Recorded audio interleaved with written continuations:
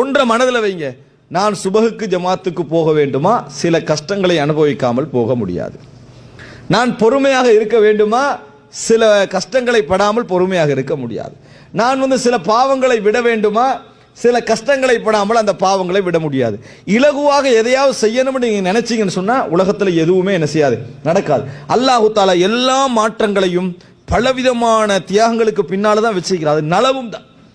உதாரணமாக சொல்லுகிறேன், நீங்க கெட்ட குணத்திலிருந்து நல்ல குணத்துக்கு வருவதற்கு மட்டுமல்ல, நல்ல குணத்திலிருந்து கெட்ட குணத்துக்கு வருவதாக இருந்தால் உங்களுக்கு லேசா வரையலாது. அது தெரியுமா? அல்ல அப்படித்தான் வச்சுக்கிறான். நல்ல குணத்திலிருந்து கெட்ட குணத்துக்கு வரோம்னு நினைக்கிறேன். கொலகாரனா மாறோம்டா லேசா மாறமா எல்லாருக்கும் யாருக்காவது? நீங்கெல்லாம் வாழ்ற வாழ்க்கைக்கு நான் நாளையில அவனை மாதிரி கொலகாரனா மாறேன்னா இயலாது. நினைச்சு பாருங்க பாப்போம். நினைச்சாலே உங்களுக்கு என்ன செய்யும், அப்பா அந்த வேலை வான நம்மளுக்கு கஷ்டமா தான் இருக்கும். அப்போ ஒரே அடியா என்ன செய்யலாது, கெட்டதுக்கும் மாற முடியாது, நல்லதுக்கும் மாற முடியாது.